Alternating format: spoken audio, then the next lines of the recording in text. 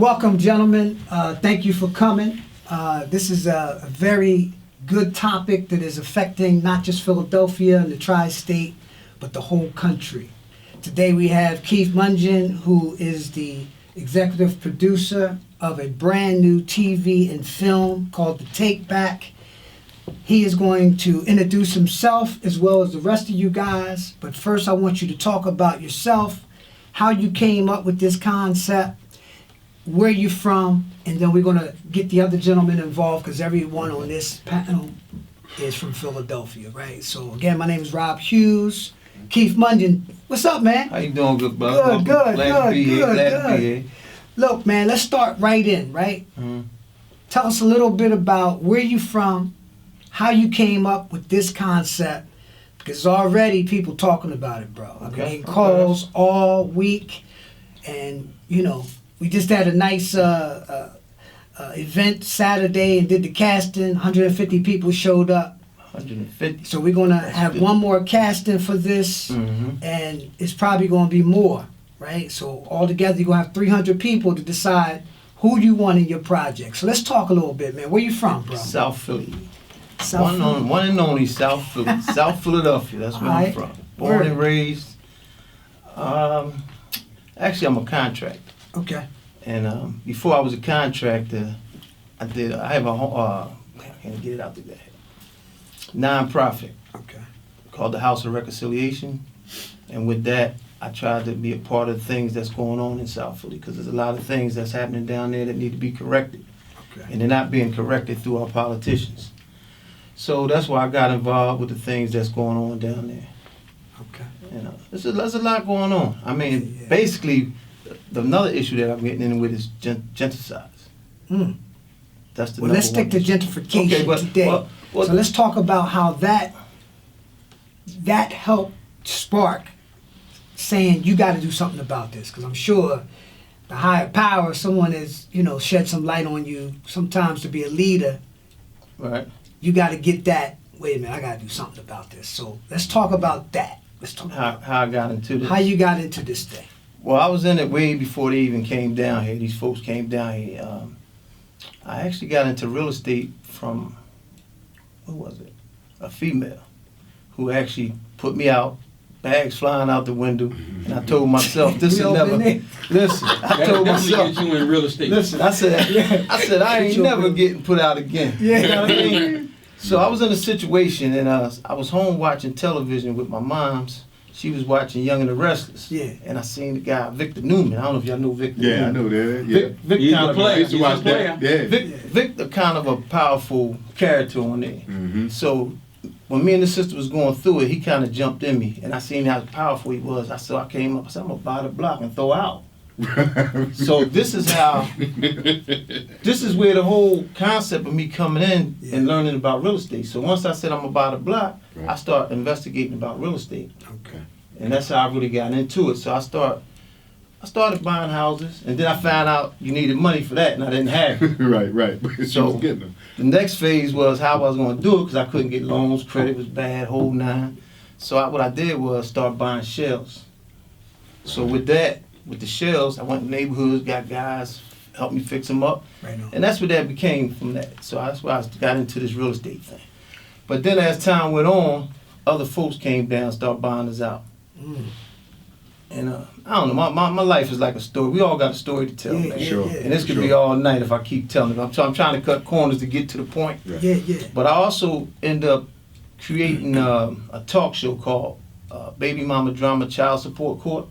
And my idea with that was to try to teach moms and dads to get along for the kids' sake. And I had that on television as well. Okay. And I kind of walked away from the television whole scene for about 7 years until I start getting heavy into my contracting. So when I start getting heavy into the contracting, and these folks start coming down here building, and they was just pushing us out. So I had to come up with something. So that's how it happened. So is it hard to get these contracts with the government, with the city? The first thing you have to do is become minority certified.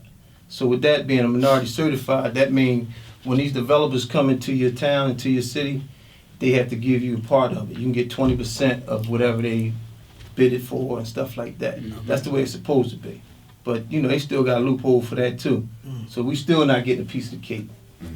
So it's a hard thing to do in this business, man, especially with all the politics. Yeah. But anyway, our councilman down there introduced me to one of the developers.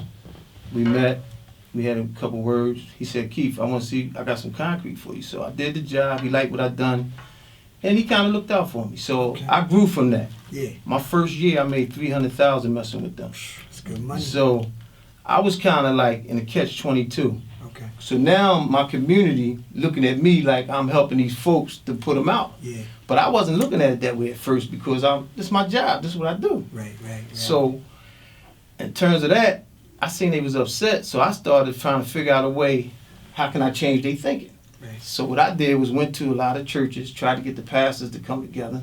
So they would, you know, to show them how to be a part of it. How because church is powerful. Right. So how can we be a part of this thing? Right. That fell on deaf ears. Okay. So at that point, I said, I waited 6-7 months. None of them gave me no kind of response. Guy came to me, said, listen, put it on television. So I came up with the idea of putting it on television, and this way I can get our message across, so that way our folks can be a part of this thing. Okay. And that's what my whole thing is teaching, because it's bigger than gentrification. Yeah. You got genocides too. Yeah. It all plays a part. Exactly. Yeah. There's a 2-piece, 3-part to this thing. It ain't just move us out. Yeah. They killing us. Yeah.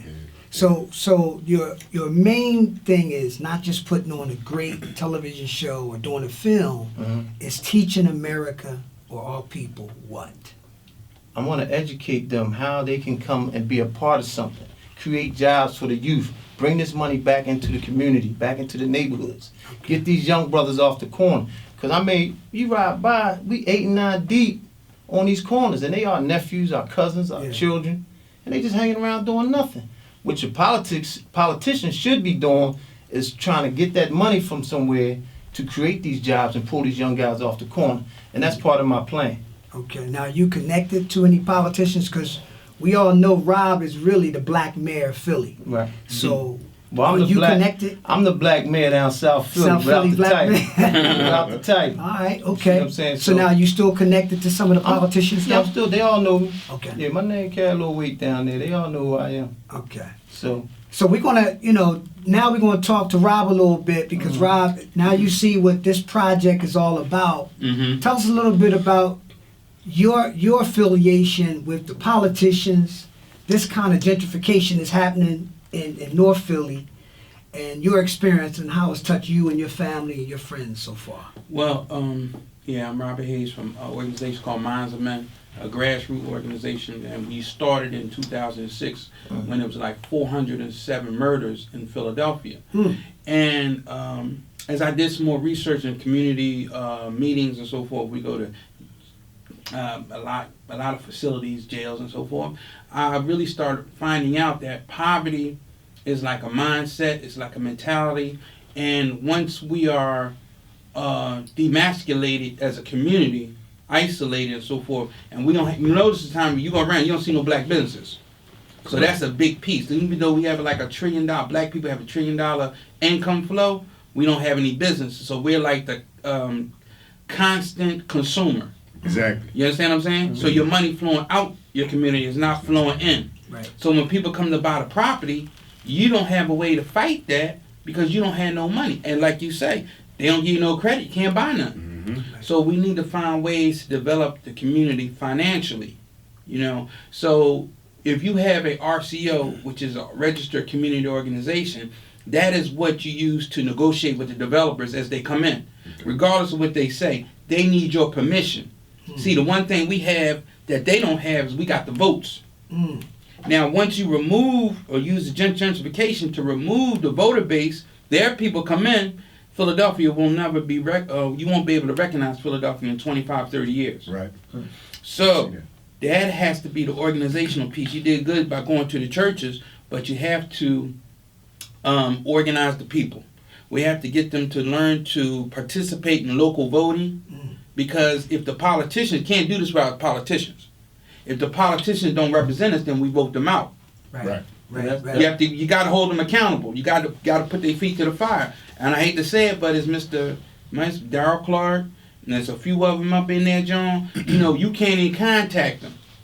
So, but guess who can contact them? The developers. Exactly. You know what I mean? Direct line. Yeah. That's right. So I would just say we have to develop RCOs, registered community organizations. Once you start familiarize yourself with some lawyers, so you know the language, because you know if you don't do that, they're going to steamroll you, they're going to bulldoze you, you're going to bully you. And in order to come in your community, you have to negotiate. What do you need? Well, like you say, 20% of the jobs we need to get. We need to get some of these laborers. We need to put that money in our pockets. And there's other ways we can get money too to buy the property. And once you do have a property, turn it into a business, because America's about business. Right. You get all your tax breaks when you have a business.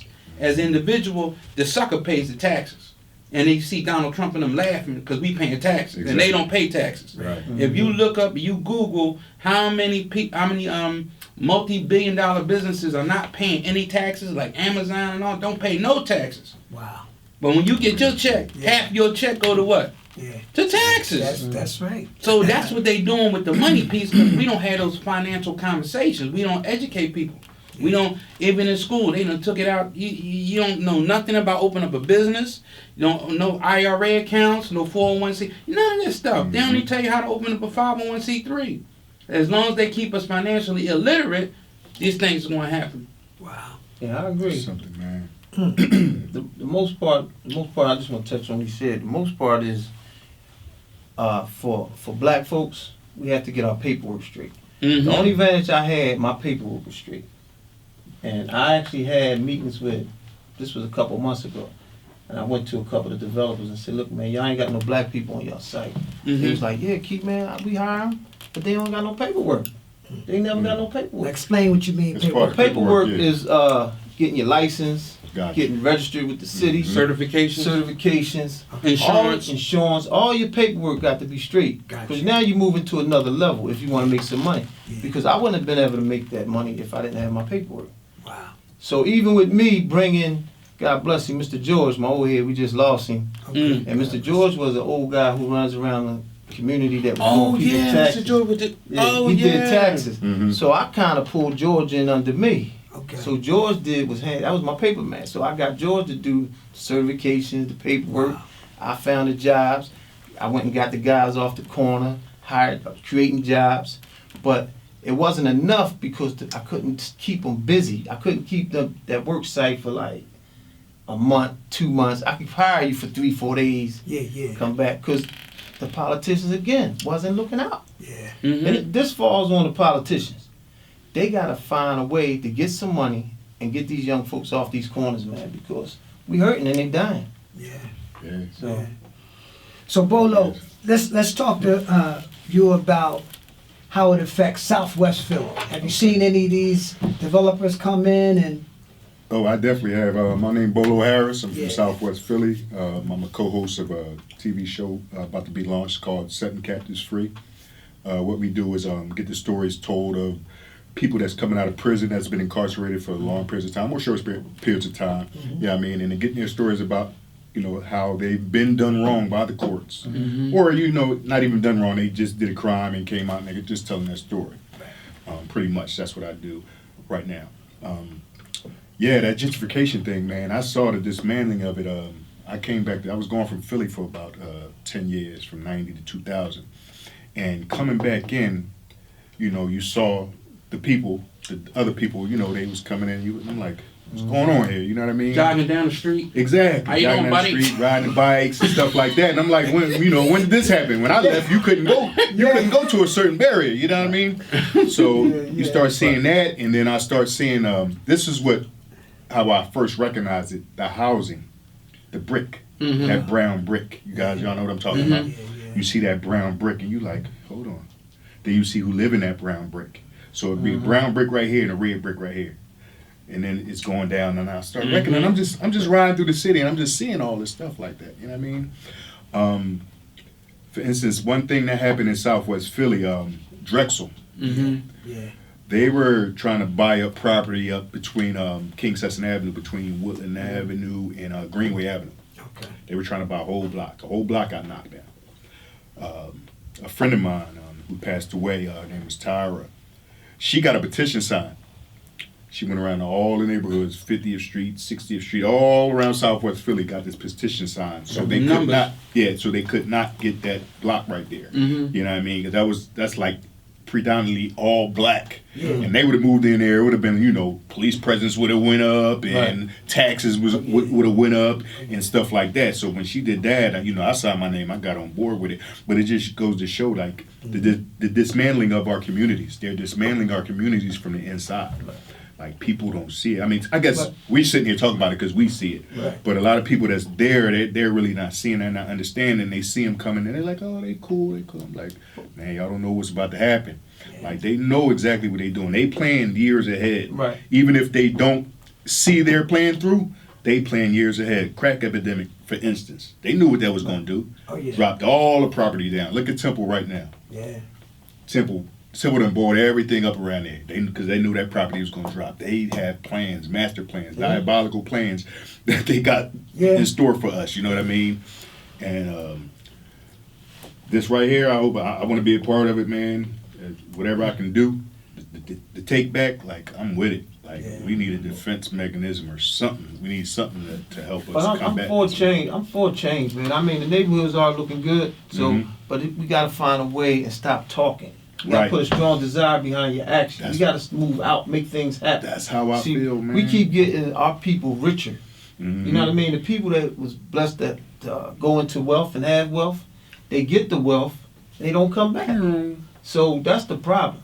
You see what I'm saying? So they got the wealth, and then the only time they come back half of the time is when they do another movie, another show. Right. They want to come to the radio stations, blast us. Right. We go right out Support pocket. me, support me. They about to launch an album. Right. So I mean, something like that. so we really gotta like take a step back and re-educate ourselves on how this thing is designed and how it's getting broke down, and we being affected because the population between homosexuality, all the gay people, the brothers going to jail, we're not producing the black babies no more like we used to. So the race is going down. So it's a plan to get rid of They it. say in the last 10 years, 13 million black babies have been aborted. So the plan is to get rid of it. It's not just about like gentrification.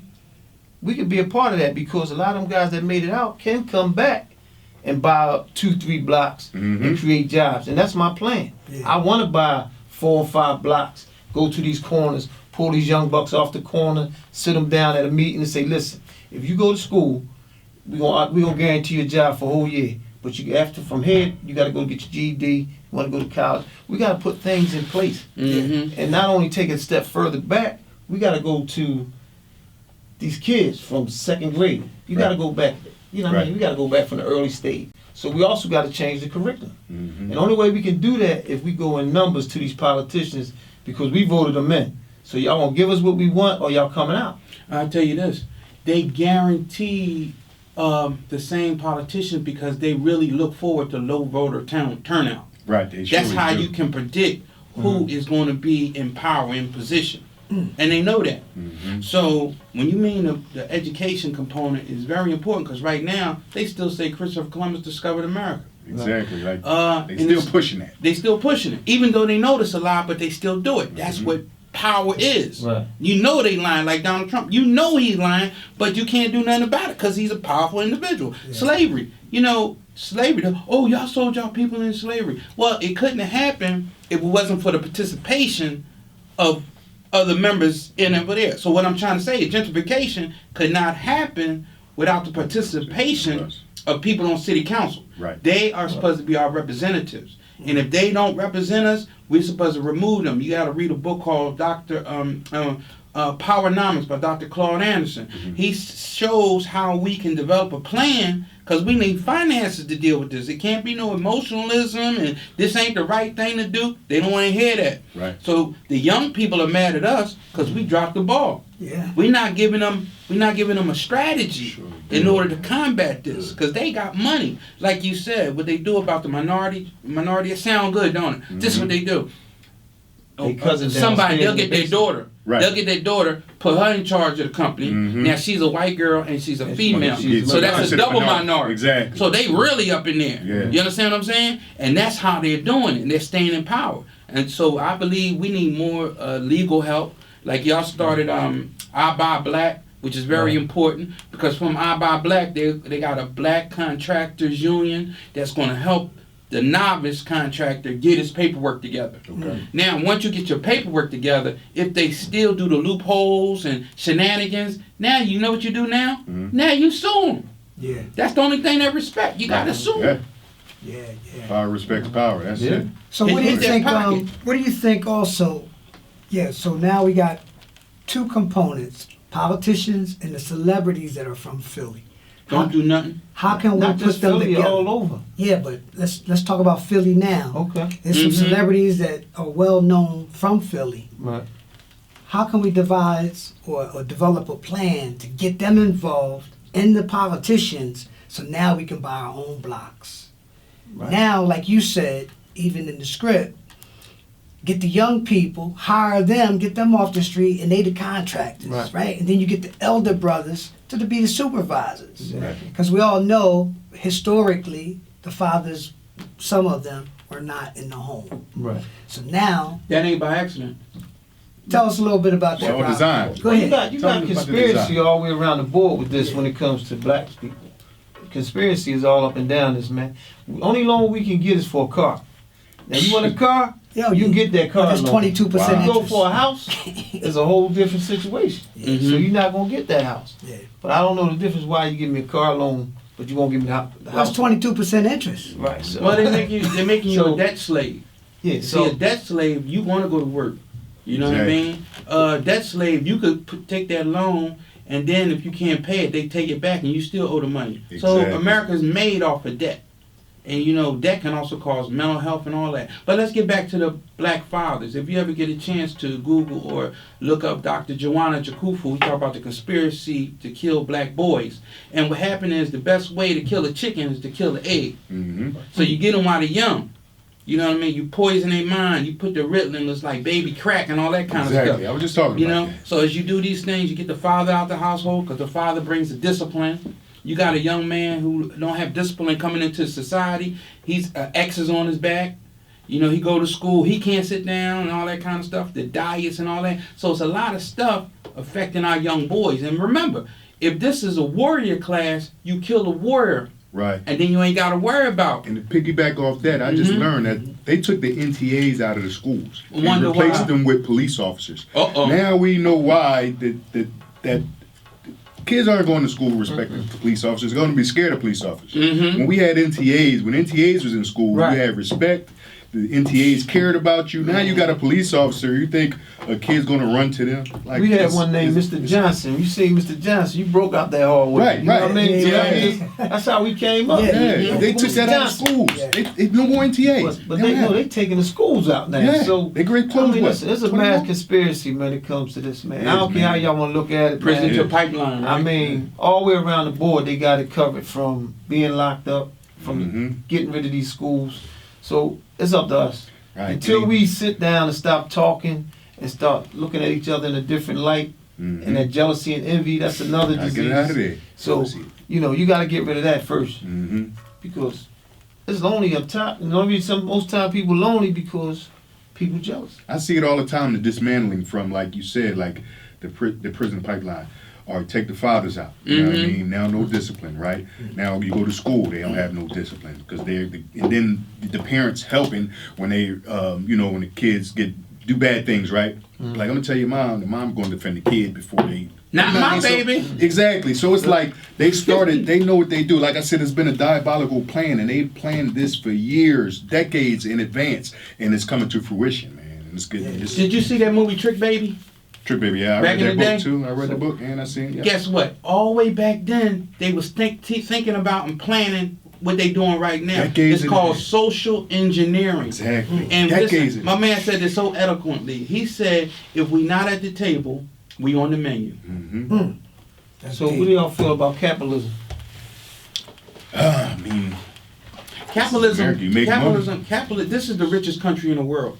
And the reason why a lot of us are not capitalizing or taking advantage of our situation is because they call us being poor.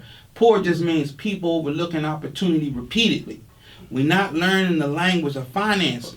We're not learning the language of voting and all that kind of stuff. So if you're ignorant, our people will die from what? Lack of vision, lack of knowledge. You understand what I'm saying? Thinking as you as an individual. Individual has never done anything. Right. So we got to learn collective economics.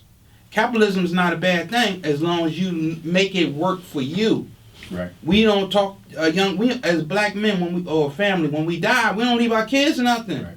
And the Jewish kid died, guess what? His family leave him $1 million. Let me tell you. He on board. You know the poppy stores that we got in the hoods, right? Do you know what they do? You know how they keep expanding? All the stores, they're all kind of connected with each other. So I'm talking to one of the guys. We got kind of close. He told me every week, every store that's affiliated with each other puts $1,000 in a bank account. Every week.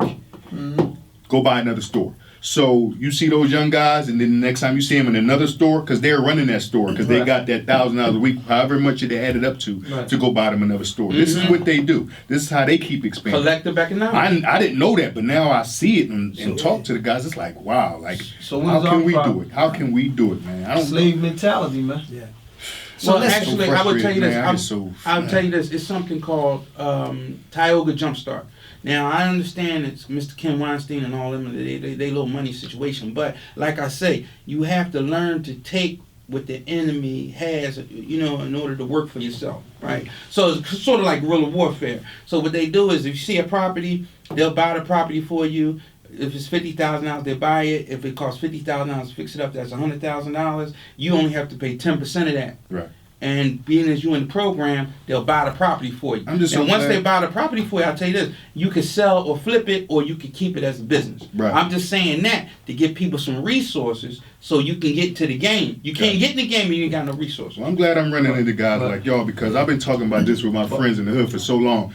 And I used to just get so frustrated because I come up with plans, right? Trying to implement a plan, trying to start an organization, exactly. And then I don't have all the resources to do it by myself, and I didn't know nobody. Let me tell you about the Yeah, so hold on, gentlemen, we got to wrap it up. Okay. We're gonna have another podcast because this is a really good. This is a good forum. Yeah, it goes. When Goes really fast. It do. Yeah, What when we you do talking? this, it's educational. It's hot. So we're gonna bring it back. So let's end it up talking about the Takeback, Keith, and then what we'll do is we'll do another podcast with this because I like what this energy is good. It's educational even for myself. Let's end this podcast today about the Takeback. Okay. Tell people what you want them to know and what to look for in the next few weeks. You got 2 minutes. Okay. Well, the Takeback is going to be interesting. It's a true story, basically. Okay. And in this true story, I want to bring forth all the things that we need to do to show the viewers how they can be a part of this gentrification and a part of this development.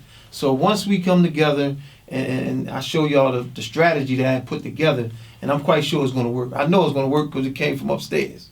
So God kind of gave you a vision. Yeah. That's Oh, what's yeah. up. You see what I'm saying? We all believe So, in God, yeah. like you said, when he said you get a pat on the back, like you said, I had experience doing my talk show.